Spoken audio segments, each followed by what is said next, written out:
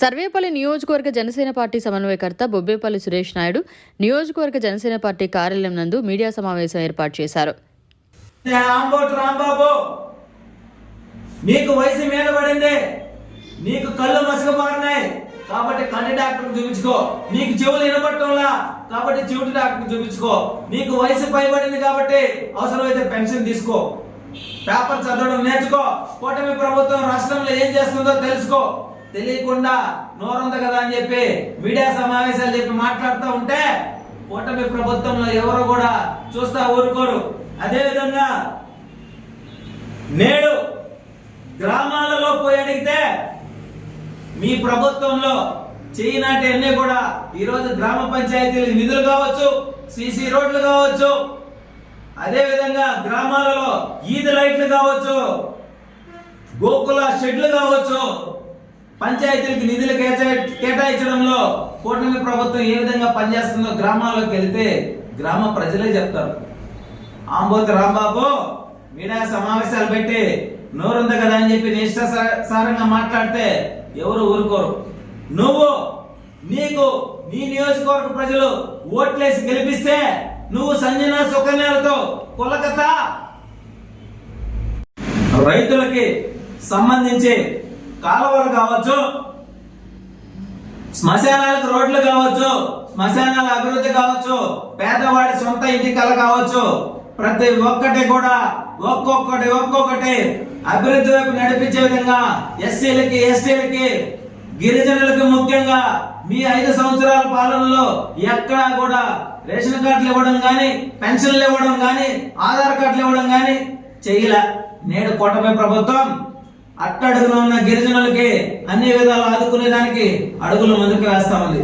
అయితే గత 5 ఏళ్లలో ఈ రాష్ట్రంలో మీరు చేసిన అవినీతి, మీరు చేసిన అక్రమాలు, మీరు చేసిన దౌర్జన్యాలు, మీరు పెట్టిన కేసులు వీటన్నిటిని కూడా గమనించే రాష్ట్ర ప్రజలు మళ్ళీ వైసీపీ పార్టీకి అవకాశం ఇస్తే ఇంకా ఏం ఉండబోలేదు ఈ రాష్ట్రంలో.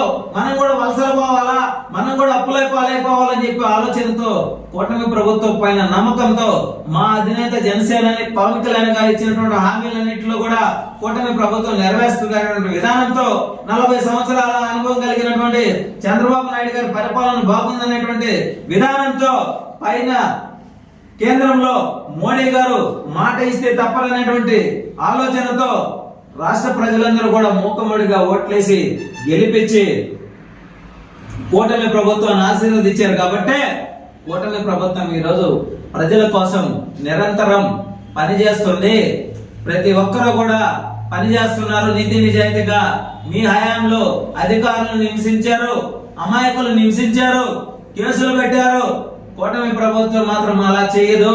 కూటమి ప్రభుత్వంలో ప్రభుత్వ ఉద్యోగులు కావచ్చు, పోలీస్ స్టేషన్లు కావచ్చు, ప్రతి ఒక్కరూ కూడా ప్రజల కోసమే పనిచేసే విధంగా కూటమి ప్రభుత్వం నడుస్తుంది. కాబట్టి అయ్యా జంబలక్కడి పంబ రాంబాబు మళ్ళీ మీడియా సమావేశాలు పెట్టేటప్పుడు తెలుసుకొని మాట్లాడు.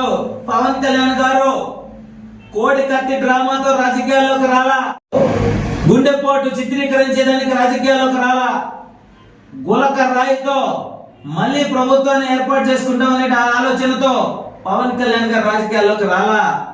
రాష్ట్రం కోసం, రాష్ట్ర ప్రజల కోసం, యువత కోసం రాజకీయాల్లోకి రావడం జరిగింది.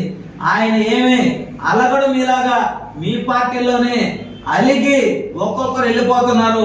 చివరికి వైసీపీ పార్టీలో మిగిలేది జగన్ రెడ్డి. ఆయన కూడా ఎక్కడ ఉంటాడంటే శ్రీకృష్ణ జన్మస్థలంలో ఉండబోతున్నాడు. ఈ విషయం కూడా గుర్తు పెట్టుకొని నోరు అదుపులో పెట్టుకొని మాట్లాడాలని చెప్పి వైసీపీ నాయకులందరికీ చెప్తా ఉన్నాం. మీ నోరు అదుపులేకే మీకు రాష్ట్ర ప్రజలు 11 సీట్లకు మాత్రమే పరిమితం చేశారు. అయినా సరే ఇంకా సిగ్గు రాకపోవడం శోచనీయం. నిజంగా ఎంత అసహ్యంగా ఉందంటే మీకు ఆ ఒక్క సీటుకి పరిమితి చేస్తుంటే బాగుండేదేమో అని చెప్పి రాష్ట్ర ప్రజలు కూడా ఆలోచిస్తున్నారని చెప్పి మనస్ఫూర్తిగా తెలియజేస్తూ ఈ సంబరాల రాంబాబు నిన్ను ఓడించారు కాబట్టి సంబరాలన్నా చేసుకో. మీడియా సమావేశాలకి నువ్వెట్టో పనికిరావని చెప్పి మనస్ఫూర్తిగా తెలియజేస్తా ఉన్నా ఈరోజు.